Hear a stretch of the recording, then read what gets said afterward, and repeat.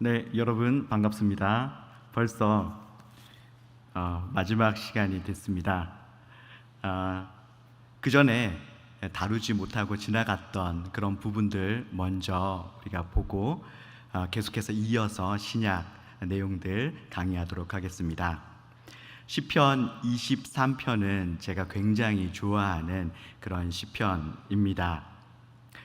여호와는 나의 목자시니 여호와 하나님이 나의 목자가 되어 주신다고 말씀하고 있습니다.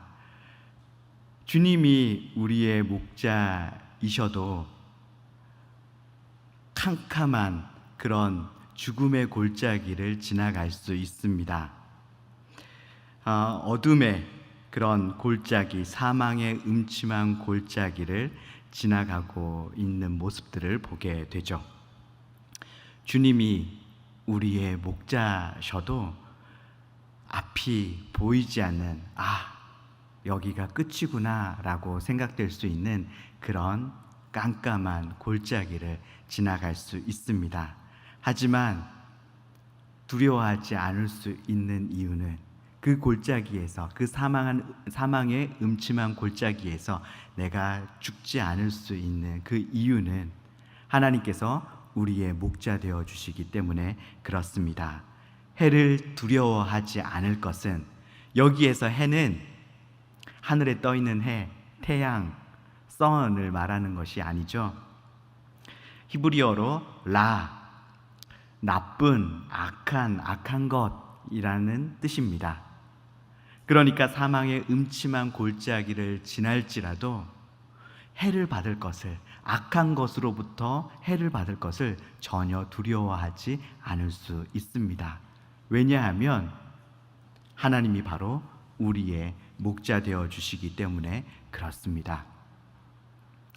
우리가 목자 되신 주님을 따라 가더라도 사망의 음침한 골짜기를 지날 수 있는데, 그때 우리는 어떻게 해야 될까요? 그런 사망의 음침한 골짜기를 통과했던 그런 사람이 있습니다. 바로 욥이 그런 사람인 것 같아요. 욥기 42장 5절 말씀에 보면 욥이 주를 배움나이다 이렇게 이야기를 합니다. 여기에서 배움나이다, 히브리어로 라아, 보다, 바라보다, 조사하다, 그런 의미를 가지고 있는데, 여기에서는 경험에서 알다라고 하는 그런 의미를 또 가지고 있는데, 이 본문에서는 경험에서 알았다 이런 의미로 볼 수 있습니다. 욥이 어떻게 하나님을 경험해서 알았을까요? 욥기를 이해하기 위해서 욥기 처음 부분과 욥기 마지막 부분을 잘 이해할 필요가 있습니다. 욥기 1장 2절에 계속해서 반복해서 나오는 표현이 뭐냐면 욥이 의인이었다 이렇게 얘기합니다. 그리고 욥기 마지막 42장에 또 계속해서 반복해서 나오는 표현이 뭐냐면 욥이 의인이다. 욥의 친구들 너희들은 잘못했다. 욥이 의인이다. 이렇게 하나님께서 결론을 지어 주십니다. 욥기 전체는요, 욥이 의인이었다라고 하는 내용으로 욥기 전체를 묻고 있습니다. 일종의 인클루지오 구조, 수미상관 구조라고 하는 거죠. 욥기 전체에서 우리가 욥기 내용을 이해할 때 놓쳐서는 안 되는 부분이 뭐냐면 욥은 의인이다라고 하는 결론을 가지고 욥기를 봐야 된다라고 하는 겁니다. 왜냐하면 욥이 고난을 당했어요. 친구들과 변론을 합니다. 그 중에 욥이 막말을 좀 하거든요.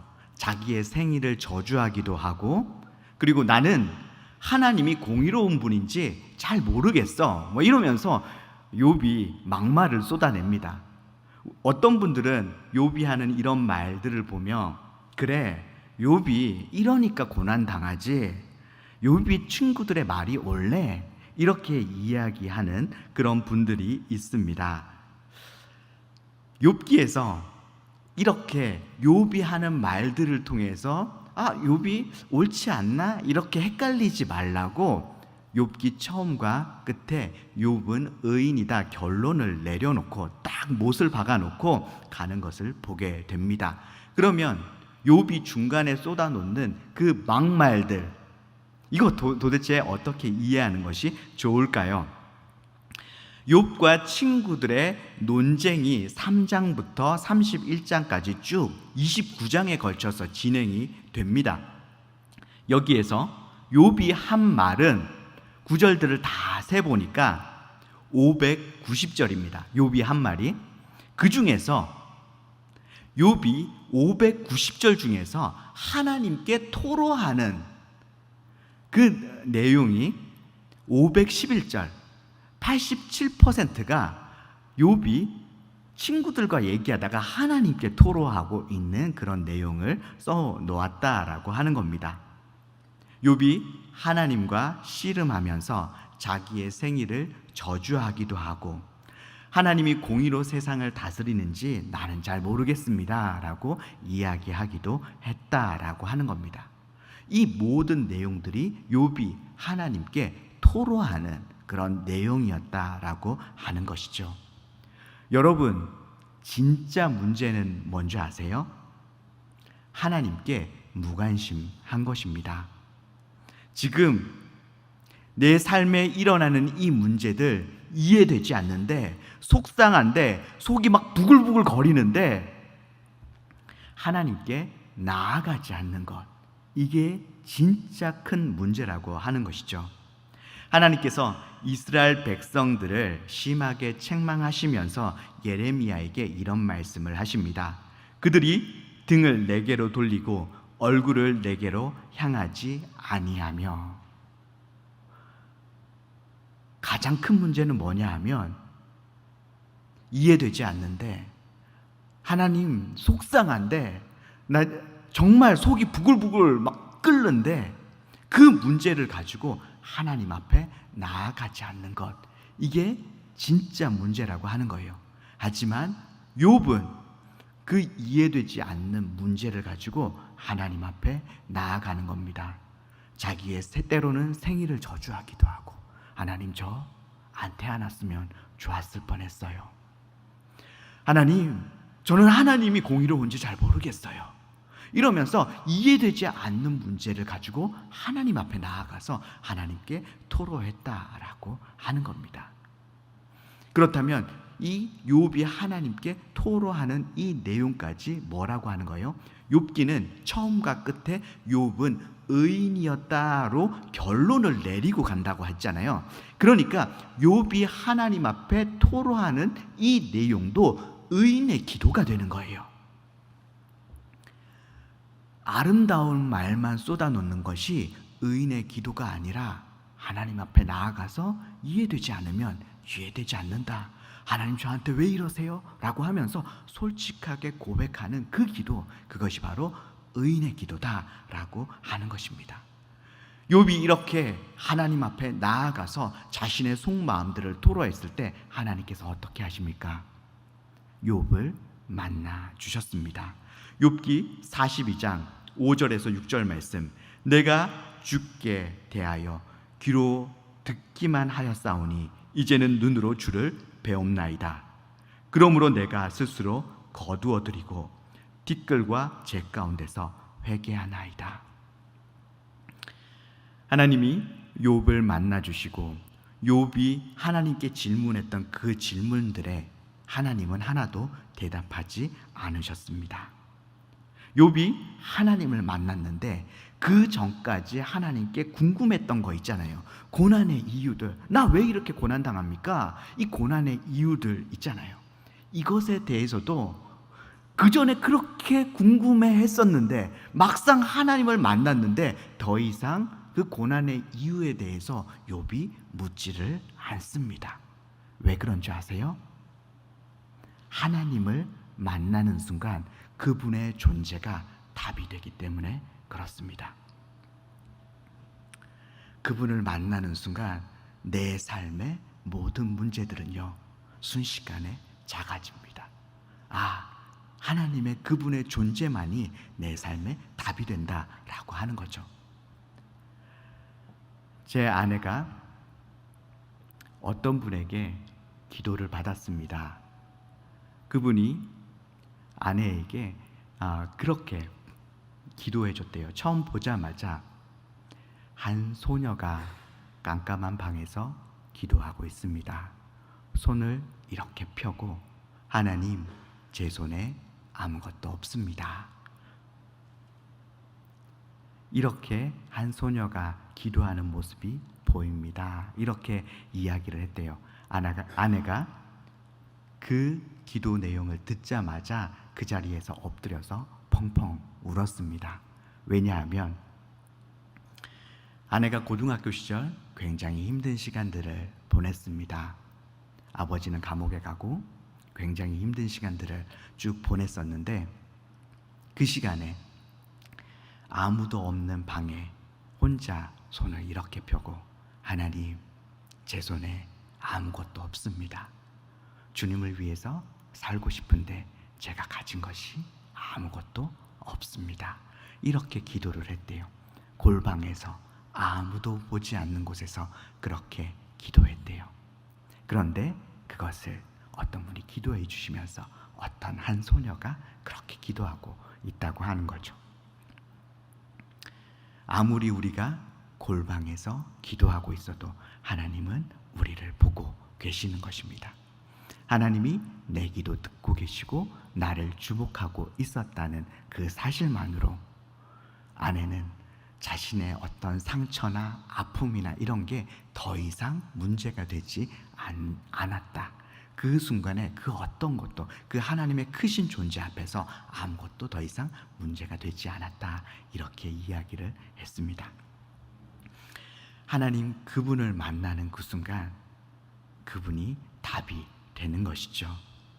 욥도 하나님을 만나는 그 순간 더 이상 자신의 고난에 대해서 왜 나에게 이런 고난이 옵니까? 라고 묻지 않습니다.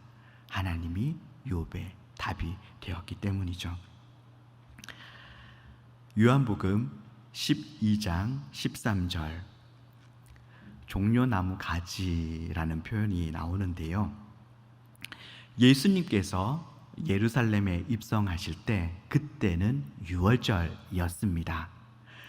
6월절날 예수님께서 예루살렘에 입성하는데 예루살렘 성 사람들이 종려가지를 흔들면서 호산나라고 외치면서 예수님을 환영했습니다.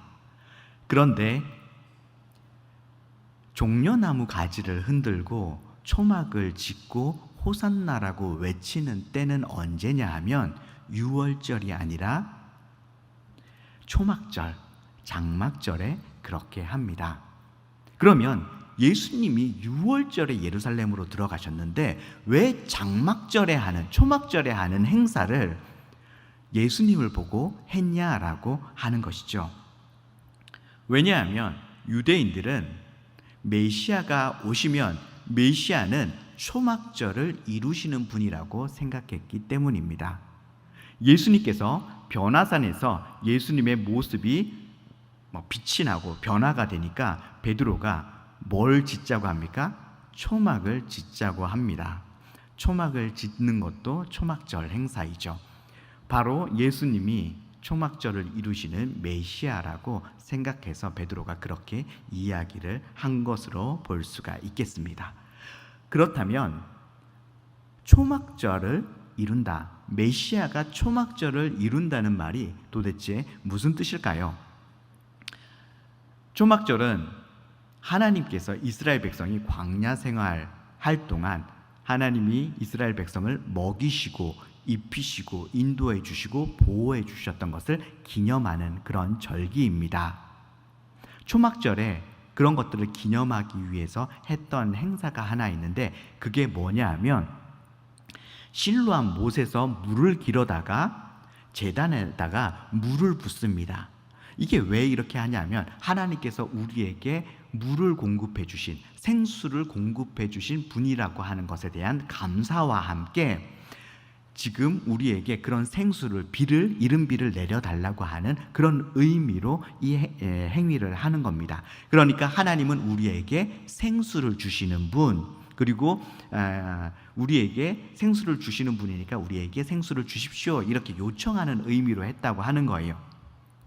그런데 물을 실로암에서 길러다가 제단에다가 부을 때 불렀던 노래가 있습니다. 이사야 12장 3절 말씀을 가지고 노래를 불렀는데, 너희가 기쁨으로 구원의 우물들에서 물을 기르리로다. 그러니까 물을 길러서 제단에다가 물을 붓는데, 이게 단순히 물이 아니죠. 물이 상징하는 게 있어요. 뭘 상징해요? 구원을 상징한다라고 하는 겁니다. 그러니까 이 행사에 담겨 있는 의미는 하나님이 물을 주시는 분이라는 고백과 함께 하나님은 우리에게 뭘 주시는 분? 구원을 주시는 분. 하나님이 우리에게 구원을 주시는 분이라는 것을 인정함과 동시에 그 구원을 달라고 요청하는 그런 의미가 있습니다. 또 하나의 행사는 버드나무 가지나 종려나무 가지 같은 것을 이렇게 세워놓고 시편 118편 25절의 기도문을 낭송을 했습니다. 이 기도문에 보면 이제 구원하소서라고 하는 그런 대목이 있는데, 이 대목을 히브리어로 호시아나라고 하고요, 이것을 헬라어로 음역한 것이 뭐냐 하면 호산나입니다. 이제 구원하소서, 이 뜻이 바로 호산나죠. 근데 이걸 언제 했다고요? 초막절에 했던 행사였습니다. 그러니까 이 두 가지 행사에 담겨있는 의미가 뭡니까? 하나님이 우리를 구원하시는 분이시고 우리를 구원해 달라고 하는 그 요청을 담아서 이런 행사를 했다고 하는 거예요. 그래서 메시아가 초막절을 이루시는 분이라고 하는 그 의미에 담겨 있는 건 뭐냐면, 메시아가 우리를 구원하시는 분이라고 하는 겁니다. 그러니까 메시아가 오시면 우리를 구원하는 일이 이루어지겠죠. 또 한 가지 초막절에서 놓치지 말아야 할 의미는 뭐냐면, 초막절은 이제 한 해의 모든 추수가 끝날 때입니다. 그래서 추수를 하고 알곡과 쭉정이를 구분해서 알곡은 이제 걷어들이고 쭉정이는 불에 태워버리는 그런 추수를 하는 거죠. 그래서 이것과 같이 메시아가 오시면 알곡과 쭉정이를 구분하는 것처럼 구원할 사람, 구원받지 못할 사람을 구분해가지고 구원할 사람은 구원하고 그 다음에 심판받을 사람은 심판하는, 그래서 심판의 의미가 이 초막절에 담겨 있다라고 하는 겁니다. 그래서 메시아가 초막절을 이루시는 분이라고 하는 것은 하나님의 백성은 구원하고 그 다음에 하나님을 믿지 않는 이방인들은 심판하는 그런 메시아로 생각을 했다라고 하는 겁니다. 그래서 예수님이 오실 때 예수님을 메시아로 인정하고 우리를 구원하시고, 그리고 누구를 심판해 달라고? 이방인들, 특별히 지금 자기들을 압제하고 있는 저 로마를 심판해 달라라고 하는 어떤 그런 의미를 담아서 초막절처럼 종려나무 가지를 흔들고 호산나라고 외쳤던 것으로 볼 수가 있습니다. 그 다음에 갈라디아서 1장 17절 말씀에 보면, 또 나보다 먼저 사도된 자들을 만나려고 예루살렘으로 가지 아니하고 아라비아로 갔다가 다시 다메섹으로 돌아갔노라. 바울이 다메섹 도상에서 예수님을 만나고 나서 예루살렘으로 가지 않고 아라비아로 먼저 갔다, 이렇게 이야기를 합니다. 바울이 왜 아라비아로 갔다고 이야기하고 있을까요? 아라비아가 어떤 곳일까요? 갈라디아서 4장 25절에 보면 하갈은 아라비아에 있는 신의 산으로 라고 하는 표현이 나옵니다. 그러니까 아라비아를 사도 바울은 어떻게 이해하고 있었냐 하면, 아라비아에 뭐가 있다고요? 신의 산이 있다고요. 사도 바울은 아라비아를 신의 산이 있는 곳으로 인지하고 있었습니다. 성경에서 신의 산은 굉장히 중요한 의미가 있는 곳이죠. 과거에 출애굽해서 모세가 시내산에서 율법, 하나님의 말씀을 받았던 곳입니다. 그리고 하나님의 나라가 거기에서부터 시작이 되죠. 그리고 엘리야가 하나님의 나라가 망해가고 있을 때 그 하나님의 나라를 회복할 그런 하나님의 계획을 받았던 곳이 또 시내산입니다. 그러니까 시내산이라고 하는 것은 하나님의 계시를 받는 장소입니다. 하나님의 말씀을 받고 하나님의 계시를 받는 그런 장소거든요. 바울이 아라비아로 갔다, 시내산이 있는 아라비아로 갔다라고 하는 것은 하나님의 계시를 받기 위해서 내가 아라비아에 갔다, 이런 의미로 우리가 볼 수가 있습니다.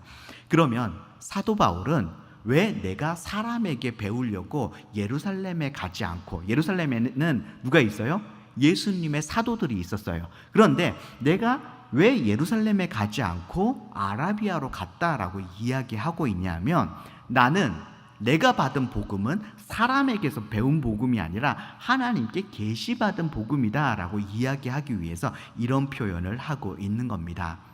갈라디아 교회에 이슈가 있었어요. 그게 뭐냐면 유대주의자들, 유대주의 기독교인들이 갈라디아 교회에 와서, 야, 너희들 예수님만 믿는다고 구원받는 거 아니야. 예수님도 믿어야 되지만 할례도 행하고 율법도 지켜야지 구원받을 수 있어. 이렇게 이야기를 했습니다.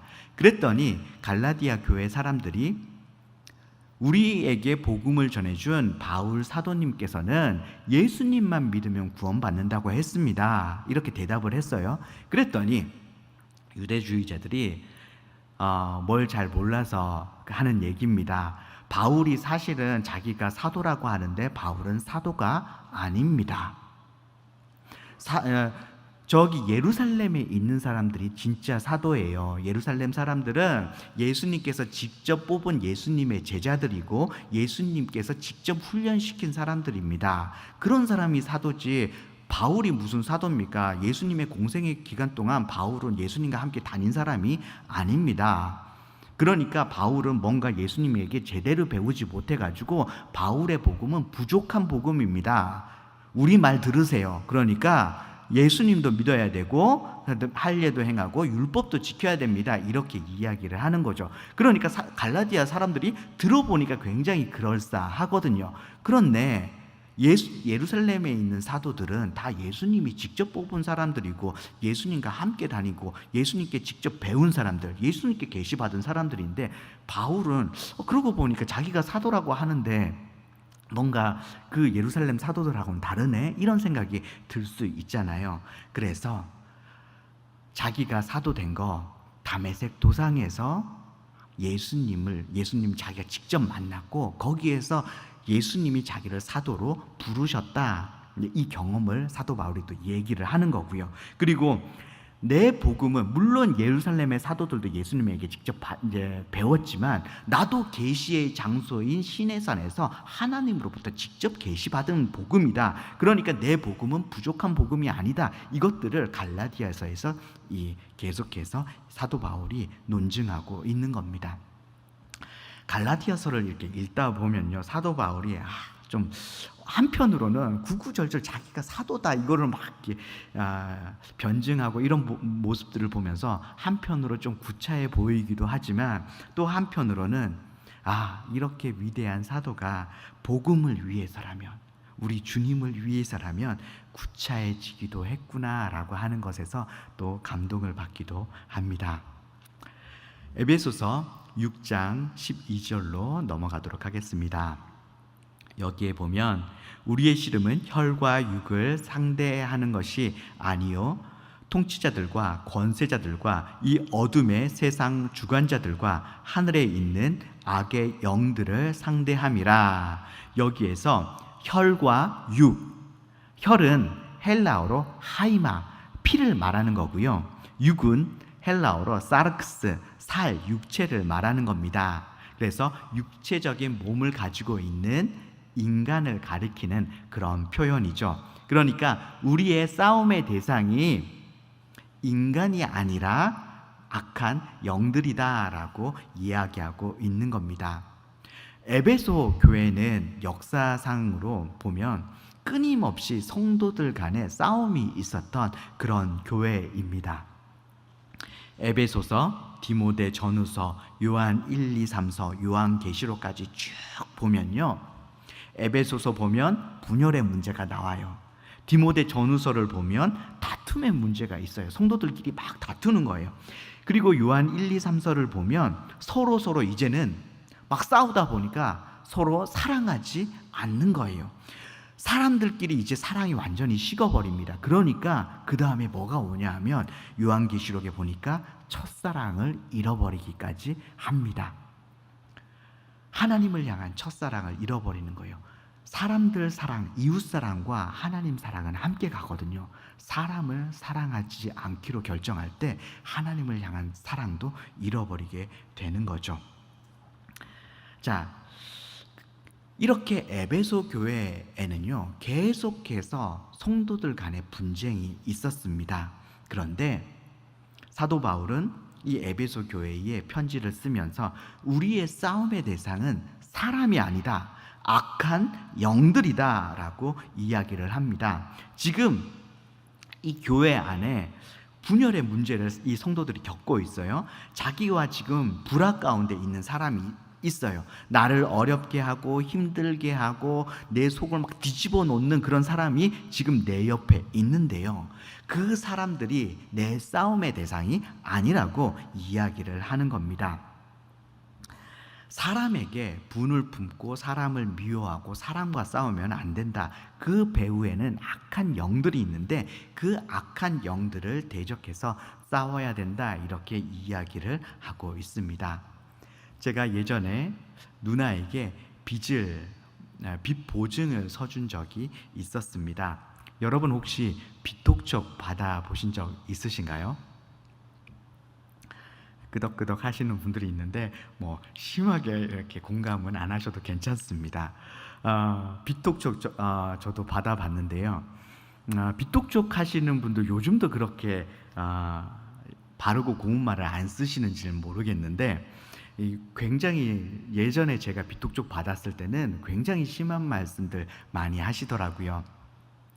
제가 그때도 전도사 사역을 하고 있을 때였는데 교회 사무실 전화번호를 그분들이 어떻게 알고 교회 사무실 전화로 전화를 하셨어요. 거기에 다른 목사님들도 계시고, 그래서 제가 굉장히 작은 목소리로 전화를 받았습니다. 그랬더니 남자 새끼가 그렇게 기어 들어가는 목소리로 어떻게 살겠냐고 그러면서부터 막 욕을 하기 시작하는 거예요.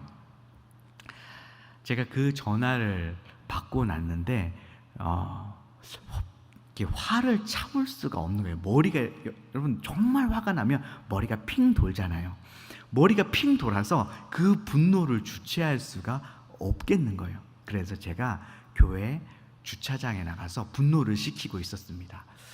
너무너무 화가 나서 이 진정이 잘 안 되는 거예요. 너무 화가 나서. 그런 처음에는 저한테 전화한 사람들에게 화가 나다가 그 다음에 이 화가, 이 분노가, 이 원망이 누구한테 갈까요?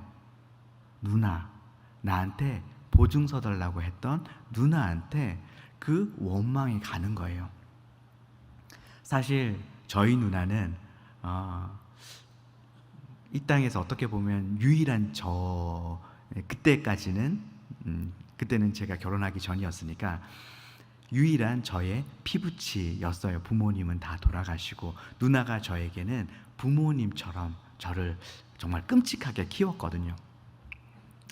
그래서 누나에게 저는 참 빚진 마음이 있습니다. 그런데 사람이 참 간사한 것이 누나가 조금 나에게 피해를 입힌다라고 생각하니까 제가 그 순간에 어떤 생각을 했냐면 누나와 이제 관계를 끊고 살아야 되겠다, 이런 생각까지 했습니다. 내가 이제 누나와 연락하지 않고 누나와 관계를 끊어야지, 이런 생각을 하는 순간에 제 머릿속에 뭔가 하나가 탁 스쳐 지나갔어요. 현태야, 너 이렇게 누나와 관계를 끊는 거 누가 제일 좋아할까? 이런 말이 제 머릿속을 딱 스쳐 지나갔습니다. 그래서 제가 그 말이 떠오르자마자 이렇게 얘기를 했습니다. 사단이요. 이렇게 제 입으로 대답을 해놓고 나니까 오기가 생기더라고요. 그래, 사단, 네가 좋아하는 게, 네가 원했던 게 이거였어? 누나와 나의 관계를 끊는 거, 이게 네가 원한 거였어? 이런 생각이 들면서 오기가 들더라고요. 그래, 그러면 내가 네가 좋아하는 거 내가 해줄 수는 없지. 그 자리에서 누나와 관계를 끊어야지 생각했던 그 자리에서 바로 핸드폰을 열었습니다. 그리고 누나한테 전화를 걸었죠. 누나, 나는 괜찮아. 나 요즘 힘들지? 힘들 때마다 나한테 연락하라고. 나는 괜찮다고. 그렇게 누나에게 얘기를 했습니다. 그랬더니 누나가 전화 수화기를 붙잡고 엉엉 울었어요. 너를 잃어버릴까 봐서 너무 무서웠다고, 너무 두려웠다고 그렇게 이야기를 했습니다. 그 이후에 누나와의 관계가 어떻게 됐을까요? 더 좋아졌습니다. 시간이 많이 흘렀어요. 그런데 누나가 지금도 가끔 느닷없이 저한테 전화를 해가지고, 현태야, 너는 내 동생이지만 나는 너를 존경한다, 이렇게 이야기를 합니다. 누나와 관계가 완전히 끊어질 수 있었던 순간에 결정한 거죠. 그때 제가 대단한 사랑이 일어나서, 누나가 막 너무 사랑스럽고 막 대단한 사랑이 일어나서 전화한 게 아니었어요. 단순히 오기였죠. 그래, 사단, 네가 원했던 거 이거였어? 반대로 해주마. 이렇게 하면서 했던 것이죠. 그런데 제가 누나와 싸우지 않고, 누나와 관계 단절하지 않고 사단과 관계 단절하기로 결정했을 때 누나와의 관계가 회복되었다라고 하는 겁니다. 여러분, 영적 전쟁이 뭡니까? 절에 가서 불상 깨부수고 하는 것이 영적 전쟁이 아닙니다. 진짜 영적 전쟁은요, 매일 매 순간 그리스도인의 선택이 바로 영적 전쟁이죠. 내가 하나님이 기뻐하시는 선택을 하는가, 아니면 사단이 기뻐하는 선택을 하는가, 이것이 바로 영적 전쟁입니다.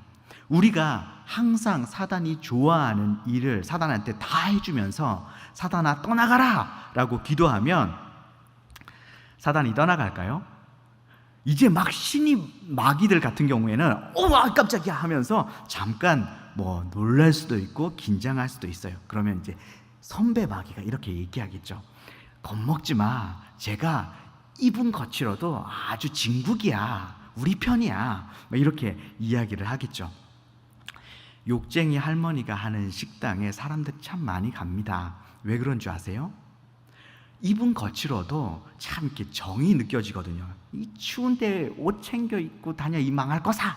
이제 이렇게 욕을 해도 거기에서 진한 막 감동을 받습니다. 그러면서 음식을 줘도 막 아끼지 않고 막 푹푹 퍼가지고 주고 그러잖아요. 거기에서 정이 느껴져서 욕 먹으면서 그 집, 그 맛집이라고 찾아갑니다. 맨날 사단이 좋아하는 선택을 하면서 사단아 떠나가라 라고 기도하면요, 그 기도에 영향력이 별로 없습니다. 우리의 기도에 힘이 실리기 위해서는, 우리의 기도가 파워풀해지기 위해서는 우리의 매일의 삶의 그 선택 속에 하나님이 기뻐하시는 선택을 해야 하는 것이죠. 그렇게 할 때 우리의 기도에도 영향력이 있을 것입니다. 우리의 매일의 삶의 선택이 바로 영적 전쟁입니다. 그 영적 전쟁에서 승리하는 여러분들 되시기를 바랍니다. 히브리서 12장으로 가보도록 하겠습니다. 히브리서 12장 2절, 믿음의 주여 온전하게 하시는 이인 예수를 바라보자. 믿음의 주에 해당하는 헬라어가 아르케고스, 시작, 시작자, 창시자, 이런 의미를 가지고 있습니다. 온전케 하시는 이, 여기에 해당하는 헬라어 텔레이오스테스라는 이 헬라어 단어는요, 종결자, 완성자라고 하는 의미를 가지고 있습니다. 성경에는 시작과 끝이라는 단어를 자주 이렇게 같이 사용합니다. 히브리서에서도 특히 시작이라는 단어와 끝이라는 단어를 함께 세트로 이렇게 쓰고 있는 경우들이 굉장히 많이 있죠. 그래서 이 히브리서 12장 2절도 시작과 끝으로 이렇게 보는 것이 좋을 것 같습니다. 그래서 믿음의 시작자이면서 종결자이신 예수님을 바라보자라고 번역하는 것이 히브리서 전체적인 맥락에 더 이렇게 맞는 번역일 것 같습니다. 그리고 나서 이어지는 내용이 뭐냐면, 그는 그 앞에 있는 기쁨을 위하여 십자가를 참으사 부끄러움을 개의치 아니하시더니 하나님 보좌 우편에 앉으셨느니라. 예수님은 믿음의 역사를 시작하시고 믿음을 어떻게 완성하셨는지를 보여주셨어요. 자기가 지금 그 현실은 십자가인데요, 그 앞에 있는 기쁨을 위해서 현실의 십자가를 참으셨어요. 그 기쁨의 일을 미리 생각하면서 십자가를 참으시고 인내하시면서 결국 끝까지 그 믿음의 여정을 끝까지 이루어 내셨다라고 하는 겁니다. 그랬더니 그 결국이 뭐냐 하면 하나님 보좌 우편에 앉아 계시는 것이었다라고 하는 것이죠. 지금 현실은 십자가인데 그 십자가를 어떻게 견뎠냐? 그 앞에 하나님이 그 끝도 고통으로 끝나게 하지 않고 그 끝은 영광으로 기쁨의 일로 끝나게 해두셨어요. 그런데 예수님이 그 십자가를 통과할 때 뭘 바라보셨냐면 그 기쁨의 일을 바라보시면서 그것을 위해서 십자가를 통과하셨다라고 하는 겁니다. 그러니까 현실의 문제를 바라보는 것이 아니라 그 이후에 보이지 않지만 그 이후의 것들을 바라보면서 보이는 것을 취하는 것이 아니라 보이지 않는 그 현실 너머에 있는 것을, 그 기쁨의 일을 바라보면서 현실을 견뎌냈다라고 하는 것이죠. 여러분, 히브리서 11장은 무슨 장이에요? 믿음의 장, 우리가 믿음의 장이라고 알고 있잖아요. 이 히브리서 11장이 인내로 쌓여 있습니다. 히브리서 11장 시작되기 바로 전에 10장 끝부분, 그 다음에 12장 초반에 인내에 대해서 나와 있습니다. 그래서 12장 초반에는 우리가 방금 봤듯이 예수님의 인내에 대해서 나와 있어요. 근데 기쁨의 일을 바라보시면서 그 십자가를 인내해 가신 그 인내에 대한 내용이 나와 있거든요. 그런데 11장 앞부분 10장 36절부터 이제 끝부분에 또 인내에 대해서 나와 있는데 10장 36절에 인내가 필요하다고 말하고 나서 하박국 2장 4절을 인용합니다. 우리가 지난 시간에 하박국 2장 4절에 의인은 믿음으로 말미암아 살리라라고 하는 그 믿음의 의미에 대해서 지난 시간에 공부를 했었잖아요. 하박국에서 말하는 그 믿음, 이게 뭔가 지금 바벨론이 남유다를 정복할 거예요. 그래서 남유다는 바벨론에 의해서 멸망당하고 바벨론은 또 다른 나라에 의해서 멸망당하는데, 이렇게 멸망당하고 멸망당하는 것을 통해서 하나님이 하시려고 하는 일은 온 세상에 하나님의 그 영광으로 가득하게 하는 것, 이것이 하나님의 계획이잖아요. 그래서 하박국이 고백합니다. 그것이 하나님의 뜻이라면 내가 받아들이겠습니다. 그래서 하박국에서 말하는 믿음은 뭐냐 하면 하나님의 그 주권, 때로는 그게 나한테 고난이고 멸망당하는 거라 할지라도 그것이 하나님의 뜻이라면 내가 받아들이겠습니다 라고 하는 것이 믿음이잖아요. 그래서 믿음에는 기본적으로 이런 인내가 필요한 겁니다. 근데 뭘 바라보면서 인내해요? 온 세상이 하나님의 영광으로 가득 차게 될 그 기쁨의, 미래에 찾아올 그 기쁨을 바라보면서 인내해 가는 것이죠. 그래서 지금 히브리서 11장은 앞에 하박국 내용, 기쁨을 바라보면서 현재의 고난을 인내해가는 이 내용과 그다음에 예수님이 앞에 다가올 기쁨을 위해서 십자가를 인내하신 이 인내로 쌓여 있다라고 하는 것입니다. 그리고 11장에 나오는 히브리서 11장에 나오는 이 믿음의 선진들 있잖아요. 이 사람들은 다 어떤 사람이냐? 앞에 보이지 않지만 앞에 다가올 상, 주님이 주시는 그 상, 우리가 돌아가야 할 그 본향, 보이지 않지만 그 미래의 그 기쁨의 것들을 바라보면서 현실을 인내해 갔던 그런 사람들이라고 하는 것입니다. 우리가 어떻게 현실을 믿음으로 살아갈 수 있는가?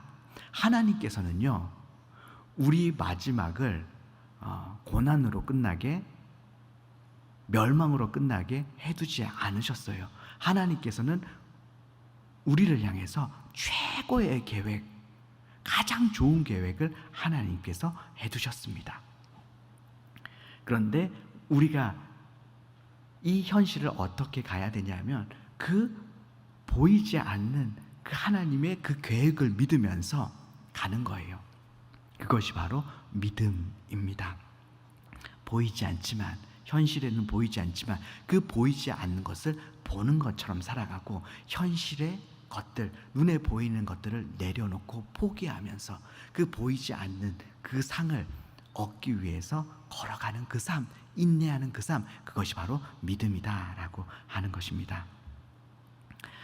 유다서 1장 14절에서 15절 말씀에 보면 에녹이 예언했다라고 하는 그런 표현이 나옵니다. 창세기에 보면 에녹은 하나님과 동행했다라고만 나와 있는데 도대체 에녹이 한 예언은 무엇일까 궁금하지 않습니까? 에녹이 그렇게 하나님과 동행해서 살면서 하나님의 계획을 알았던 것 같아요. 그리고 그 하나님의 계획을 선포했던 것 같습니다. 그리고 그때 에녹이 아이를 하나 낳는데요. 보통 선지자들이 하나님의 말씀을 받아서 선포할 때 그때 아이를 낳으면 그 아이의 이름을 자기가 선포하는 예언의 메시지와 굉장히 밀접한 연관이 있는 그런 이름을 짓는 경우들이 있습니다. 에녹이 아이를 낳았는데 그 아이의 이름을 무두셀라라고 지었습니다. 무트라고 하는 단어는 죽다라는 뜻을 가지고 있고요. 샬라흐라고 하는 단어는 보내다라고 하는 그런 의미를 가지고 있습니다. 그래서 무트셀라흐라고 하면 죽으면 보낸다, 뭐 이런 의미가 있습니다. 그러니까 이 아이가 죽으면, 조금 확장해서 해석해 보자면 이 아이가 죽으면 하나님께서 말씀하신 것을 보낸다, 이렇게 확장해서 이해할 수가 있겠죠. 그러면 무두셀라가 죽을 때 하나님은 뭘 보내셨나? 무두셀라가 죽을 때 노아가 600세 되던 해였고요. 노아가 600세 되던 해에 노아의 홍수가 시작되었습니다. 무두셀라가 죽을 때 홍수 심판이 일어났다라고 하는 거죠. 그러면 에녹이 예언했던 것은 뭐였을까요? 홍수 심판을 예언했다, 이렇게 우리가 볼 수가 있겠죠. 에녹이 홍수 심판을 예언하고, 그리고 무두셀라가 태어날 당시 하나님과 동행했던 에녹은 홍수 심판을 이제 일어날 것을 알았습니다. 그리고 무두셀라의 이름을 이렇게 지은 거죠. 그가 죽을 때 그걸 보내겠다, 이렇게 지었습니다. 그런데 무두셀라가요, 몇 살을 삽니까? 969살.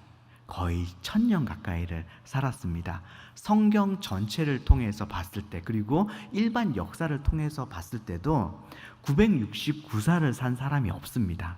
성경에서 가장 오래 산 그런 인물이거든요. 그러면 무두셀라가 왜 이렇게 오래 살았을까요? 왜 이렇게 1000년 가까이를 살았을까요? 이름에서 우리가 힌트를 얻을 수 있겠죠. 그가 죽을 때 그걸 보내겠다. 무드셀라가 죽을 때 뭘 보내겠다는 거예요? 하나님의 심판을, 홍수 심판을 보내겠다고 하는 거예요. 그러니까 하나님께서 어떻게 하신 거예요? 기다리신 거예요. 내가 기다릴게. 돌아와라, 돌아와라, 돌아와라 하면서 몇 년을 기다리신 거예요? 1000년을 기다리신 것입니다. 그리고 또 돌아오기만을 기다린 그것과 함께 또 한 사람을 기다렸는데, 누구를 기다렸냐면 하나님께서는 항상 사람과 함께 일하십니다. 하나님이 이 세상을 심판하는 것이 단순히 멸망, 심판을 위한 심판이 아닙니다. 하나님의 심판은 항상 회복을 위한 심판, 재창조를 위한 심판이었다고 제가 지난 시간에 말씀드렸죠. 하나님께서는 이 땅을 회복해 가실 때, 이 땅을 재창조해 가실 때 반드시 사람을 사용하는데, 어떤 사람을 사용하냐 하면 하나님께 온전히 순종하는 사람을 사용하십니다. 그러니까 하나님께서 온전히 순종하는 노아와 같은 사람이 나오기를 기다리셨다라고 하는 것을 우리가 볼 수가 있겠죠. 하나님과 온전히 동행하면서 하나님 말씀에, 지금까지 단 한 번도 일어난 적이 없는 것을 하나님께서 말씀하셨음에도 불구하고 사람들이 조롱하고 판단하고 그렇게 함에도 불구하고 묵묵하게 하나님의 말씀에 순종할 수 있는 그런 사람, 노아가 나오기를 하나님께서 기다리셨던 것입니다. 여기에 계신 여러분들도 하나님께서 찾으시는 그런 순종의 사람이 되시기를 바랍니다. 요한계시록으로 넘어가면요, 요한계시록은 정말로 이해하기 어려운 표현들이 굉장히 많은데요, 그 중에 몇 가지만 제가 풀어보도록 하겠습니다. 요한계시록은 도미티안 황제의 바켓 가운데 쓰여진 그런 책입니다. 이 묵시문학으로 쓰여 있는데요, 묵시문학의 특징 자체가 상징으로 기록합니다. 그런데 이 묵시문학이 언제 나왔냐 하면 바벨론에 의해서 유다가 무너질 때, 그럴 때 묵시문학이 막 흥행했거든요. 그러다가 조금 유대인들이 살만하면 묵시문학이 약간 좀 뜸해지다가 AD 70년에 또 로마에 의해서 예루살렘이 무너질 때 또 묵시문학이 나옵니다. 그러니까 묵시문학은요, 굉장히 이 유대인들이, 그리고 하나님의 사람들이 살기 너무너무 힘들 때, 그럴 때 묵시문학이 나옵니다. 그것도 그냥 살기 힘든 게 아니라 제국의 어떤 큰 압제와 핍박과 박해 가운데 묵시문학이 나온다고 하는 거예요.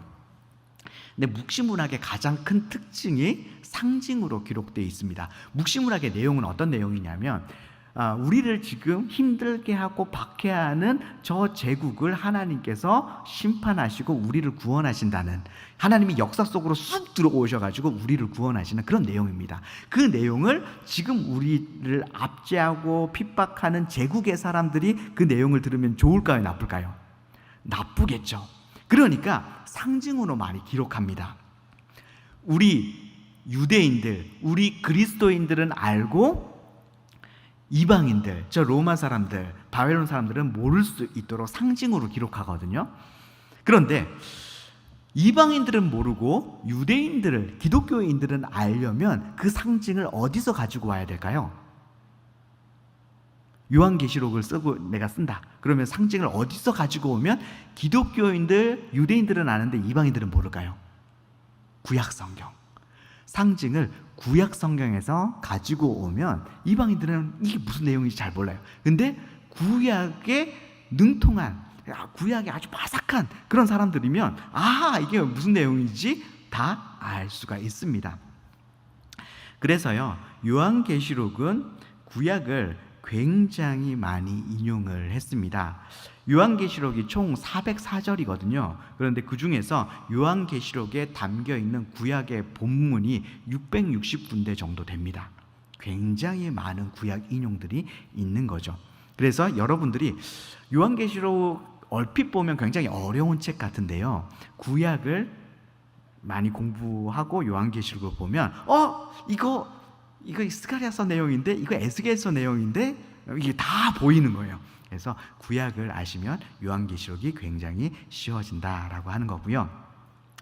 자, 다시 요한계시록 17장 5절에서 6절로 다시 넘어와서요. 요한계시록은 로마의 도미티안 황제의 박해 가운데 쓰여진 성경인데 17장 6절에 음녀가 성도들의 피와 예수의 증인들의 피에 취해 있다라고 되어 있습니다. 자, 지금 성도들의 피와 예수님의 증인들의 피에 취해 있는 음녀가 누구일까요? 17장 5절에 보면 이 음녀는 큰 바벨론이라고 이야기하고 있습니다. 당시에 바벨론이 존재하지 않았는데 여기에서 말하는 바벨론이 도대체 뭘까? 베드로전서 5장 13절에 보면 베드로가 로마에 있는 교회를 향해서 바벨론에 있는 교회라고 표현을 하고 있습니다. 자, 그러니까 그때 당시에 신약시대 때 로마를 바벨론이라고 흔히 표현을 했었다라고 하는 거죠. 그러면 왜 로마를 바벨론이라고 이렇게 표현을 했었을까요? 바벨론과 로마는 굉장히 유사점이 많이 있습니다. 가장 큰 유사점은 뭐냐면 BC 586년에 예루살렘 성전을 무너뜨린 나라가 어디입니까? 바벨론입니다. 그리고 나서 성전이 딱 2번 무너졌는데 두 번째 무너졌을 때가 언제냐면 AD 70년 로마에 의해서 예루살렘 성전이 무너졌습니다. 그러니까 성전을 무너뜨린 나라가 딱 2 나라인데 바벨론과 로마 제국이라고 하는 거죠. 성전을 무너뜨렸다고 하는 것에서 굉장히 큰 유사점이 있고 둘 다 그 시대의 초강대국, 세상을 호령하는, 세계를 호령하는 초강대국이었다고 하는 점에서도 유사합니다. 그런데 바벨론은 정말 그 시대 때 초강대국이었는데 정말 무너질 것 같지 않는 강대국이었는데 어떻게 됩니까? 하나님에 의해서 하루아침에 무너졌습니다. 다니엘서를 보면 벨사살 왕 때 벨사살이 하나님 앞에서 교만을 떠니까 하나님이 손이 하나 쑥 나오게 하셔가지고 메네메네 데겔 우바르신 너 오늘 끝이야 한 그날 벨사살도 죽고 바벨론이 그날 하루아침에 무너진 거죠. 신약시대의 그리스도인들도 이와 같이 로마 제국도 바벨론이 하나님에 의해서 하루아침에 무너졌던 것처럼 저 로마 제국도 하루아침에 하나님에 의해서 무너지기를 기대하는 마음으로 자꾸 로마를 바벨론이라고 이렇게 표현을 했었습니다. 자, 음녀는 바벨론인데 바벨론이 뭐라고요? 로마 제국이라고요. 하나 더 보면요, 17장 9절 말씀에 보면 이 음녀가 7산을 깔고 앉아 있습니다. 음녀가 왜 7 언덕 7산을 깔고 앉아 있냐? 로마의 건국 신화나 여러분 그 시오노 나나미의 로마인 이야기 있잖아요. 거기에서 첫 번째 로마의 탄생과 기원편을 보면 로마가 7 언덕에서 시작되었다 이렇게 나옵니다. 그러니까 7산을 깔고 앉아 있는 이 음녀가 누구겠냐는 거예요. 로마 제국이라고 하는 것입니다. 그러니까 이 음녀 바벨론 바로 로마 제국을 말하고 있는 것이고요. 이 로마 제국에 의해서 이때 당시 성도들이 박해를 받아서 순교당하고 있었다라고 하는 것입니다. 요한계시록 6장 9절 말씀에 보니까 죽임당한 영혼이 제단 아래 있다 이런 표현이 나옵니다. 이게 도대체 무슨 뜻인가? 출애굽기 29장 11절에서 12절에 보니까 그리고 레위기 5장 9절에도 보면 이런 내용이 나옵니다. 속죄제를 드릴 때 속죄제를 드리고 그 속죄 제물의 피를 어디에다가 쏟냐 하면 남은 피를 제단 밑에다가 쏟아 붓습니다. 그러니까 제단 밑에는 뭐가 있는 거예요? 제사를 드릴 때 그 희생 제물의 피를 제단 밑에다가 부어 두는 겁니다. 그런데요, 여러분 여기 보니까 이 제단 아래에 이 죽음을 당한 영혼들이 제단 아래에 있대요. 그런데 영혼은 피에 있다고 사람들은 이때 당시에 생각을 했었거든요. 그러니까 이 로마에 의해서 순교당해서 죽은 영혼들이 제단 밑에 있다라고 하는 것은 지금 순교당한 이 사람들이 제사에서 희생 제물로 표현을 한 거예요. 지금 이들은 순교당해서 죽었는데 이들의 죽음이 뭐와 같은 거예요? 제사와 같은 거죠. 그리고 이들은 희생 제물이 되는 거고요.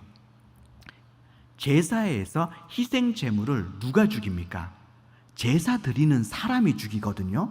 그런데 지금 이 성도들은 누구에 의해서 죽임을 당했죠? 로마 제국의 사람에 의해서 죽임을 당했어요. 그러면 지금 제사 드리고 있는 사람은 누가 되는 겁니까? 로마 제국이 되는 거예요. 여러분, 속죄 제사를 드릴 때 누가 그 제사를 통해서 정결케 되고 깨끗게 돼서 하나님 앞에 나아갈 수 있는 상태가 됩니까? 제사 드리는 사람이거든요. 지금 성도들을 제물 삼아서 제사 드리고 있는 사람은 로마 제국으로 보고 있는 거예요. 그러니까 지금 성도들의 희생을 통해서 누가 정결케 되고 누가 하나님 앞에 나아갈 수 있는 상태가 되겠다라고 우리가 볼 수 있냐면 로마 제국이 제사 드리고 로마 제국이 정결케 대해서 하나님 앞에 나아갈 수 있는 그런 상태가 된다는 것을 우리가 볼 수가 있겠습니다. 계시록 13장 18절 말씀에 보면 지혜가 여기 있으니 총명한 자는 그 짐승의 수를 세어보라. 그것은 사람의 수니 그의 수는 666이니라. 666에 대해서 많은 분들이 과거에는 바코드다, 또 요즘에는 베리칩이다 이렇게 얘기하는 분들이 많이 있습니다. 666 도대체 뭘까요? 과거에는 아라비아 숫자가 없었습니다. 그래서 히브리인들 같은 경우에는 히브리어 알파벳을 그대로 숫자로 사용했습니다. 처음에 나오는 10개의 글자를 1부터 10으로, 그 다음 나오는 8개의 글자를 11부터 20부터 90, 그 다음에 나오는 4개의 글자를 100부터 400 이렇게 사용을 했었죠. 그러니까 히브리어 알파벳을 그대로 숫자로 사용하니까 어떤 단어를 들으면 동시에 뭐가 떠오르냐면 숫자가 떠오릅니다. 예를 들어서 과거에 김영삼 대통령이 계셨죠. 그래서 우리는 김영삼 하면 도대체 이 이름을 듣는 순간 동시에 떠오르는 숫자는 뭐예요? 0과 3이 동시에 떠오르잖아요. 이것과 같이 히브리인들도 어떤 글자를 들으면 동시에 거기에 해당하는 숫자가 함께 떠오릅니다. 실제로 폼페이 벽에 이런 낙서가 쓰여져 있었어요. 나는 그녀의 이름이 545인 그녀를 사랑한다라고 쓰여 있었대요. 그러니까 이렇게 숫자로 어떤 대상을 이제 표현하는 것이 굉장히 일반적인 것이었다라고 하는 것입니다. 예를 하나 들어보면 마태복음 1장 17절에 보면 그런즉 모든 대수가 아브라함부터 다윗까지 14대요 다윗부터 바벨론에 사로잡혀 갈 때까지 14대요 바벨론으로부터 사로잡혀 간 후부터 그리스도까지 14대더라. 14가 이렇게 반복되어 나오고 있는데요. 다윗을 히브리어로 쓰면 달렛, 와우, 달렛 이렇게 씁니다. 히브리어로. 그러면 달렛은 4번째 나오는 글자고 와우는 6번째 나오는 글자고 달렛은 또 4번째 나오는 글자예요. 그래서 4, 6, 4 다 더하면 14입니다. 그래서 다윗의 숫자가 뭐냐면 14입니다. 예수님의 족보를 얘기하면서 14대라고 하는 것은 예수님이 다윗의 후손으로 오신다고 하는 것을 강조하는 그런 표현이죠. 원래 실제로 이 14대 나오는데요. 제가 역대기나 열왕기에 나오는 왕들의 족보와 실제 마태복음에 나오는 족보를 비교해 보면 맞지가 않습니다. 실제 14대로 끊을 수가 없어요. 그런데 14대를 마태복음은 의도적으로 맞췄습니다. 예를 들어서 왕들의 이름 중에서 히브리어 자음이 비슷하게 똑같은 그런 왕들 있잖아요. 그거는 그냥 하나의 왕으로 하나로 그냥 이렇게 묶어버렸어요. 이렇게 왕을 이렇게 묶어버리면 됩니까? 근데 왕을 묶어버려요. 이런 식으로 하면서 왕을 14대로 맞췄어요. 그러면서 이 마태복음의 저자가 왕을 14대로 이렇게 딱딱딱딱 맞추면서까지 표현하고 싶었던 건 뭐냐면 예수님이 바로 다윗의 자손으로 오신다는 것을 강조하고 싶었겠죠. 자, 그러면 666의 숫자 값에 해당하는 건 도대체 뭘까? 666이 요한계시록에만 쓰여 있는 게 아니라 네로 박해 이후에 문헌들에 666이라는 게 종종 등장을 했습니다. 네로 시절을요 히브리어로 써가지고 그 히브리어 숫자 값을 다 더해보면 666입니다. 제가 나눠드린 거기에 보면 제가 네로 황제를 히브리어로 써놨거든요. 그리고 거기에 해당하는 숫자를 다 써놨는데 다 더해보면 666입니다. 그러면 제가 요한계시록은 네로 황제가 아니라 도미티안 황제 때 쓰여진 거라고 했는데 왜 네로 황제의 숫자 값인 666이 등장하느냐? 네로와 도미티안이 하는 짓이 너무 비슷한 거예요. 둘 다 똑같이 그리스도인들을 박해하고 하는 짓도 막 너무 비슷하고, 그래서 도미티안을 이 네로가 자살해서 죽잖아요. 그런데 그 자살한 네로가 환생을 했다, 환생한 네로다, 이렇게 부르기도 했었습니다. 그래서 환생한 네로라고 하는 어떤 그런 의미에서 도미티안, 그때 당시 로마 황제는 도미티안 황제였지만 666 이렇게 표현한 것으로 볼 수가 있겠습니다. 요한계시록의 사본 중에서 666이라는 숫자만 있는 사본이 있지 않고 616이라고 나와 있는 사본도 있습니다. 그러면 이건 또 뭔가, 616은 또 도대체 뭔가, 이런 생각이 들잖아요. 근데 지역에 따라서 네로 황제를 표현하는 표기가 약간 달랐습니다. 그리스어로 네로 황제를 쓰면 네로 황제는 네론 카이사르 이렇게 합니다. 네론, 눈, 히브리어로 보면 눈, 니은에 해당하는 발음이 붙어요. 그런데 라틴어 쓰는 지역에서는 네로 카이사르입니다. 그래서 니은에 해당하는, 히브리어로 하면 눈에 해당하는 이렇게 발음이 빠지거든요. 근데 히브리어로 눈에 해당하는 숫자 값이 뭐냐 하면 60입니다. 60을 딱 빼면 뭐가 돼요? 616이 되는 거예요. 그래서 라틴어를 쓰는 지역에서는 616, 헬라어를 쓰는 지역에서는 666 이렇게 표기를 했다라고 하는 것이죠. 그래서 666은 뭐냐? 그때 이 요한계시록이 쓰여질 당시에 기독교인들을 박해하고 있었던 로마 황제를 의미하는 것입니다. 자, 이제 마지막으로 14만 4천, 요한계시록 13장 16절에서 18절에 보면 오른손이나 이마에 666을 받았대요. 자, 이 이마나 손에 어떤 이름이 있다고 하는 것은 누구의 소유다라고 하는, 그런 누구의 소유인지 나타내는 겁니다. 그리고 그 대상을 숭배한다라고 하는 그런 의미도 있습니다. 그러니까 이마에 666이 있다, 오른손에 666이 있다라고 하는 의미는 뭐냐면, 나는 이 666이라고 하는 이 이름의 숫자잖아요. 이 사람의 소유다, 내가 이 사람을 숭배한다 라고 하는 그런 의미가 있어요. 요한계시록 당시에 이 성도들이 핍박을 받았던, 박해를 받았던 이유는 뭐였냐면, 이 도미티안 황제를 신으로 숭배하지 않았기 때문에, 황제 숭배를 거부했기 때문에 박해를 받았습니다. 그러니까 666을 이마에 받았다, 황제 숭배를 했다라고 하는 그런 의미가 되는 거고요.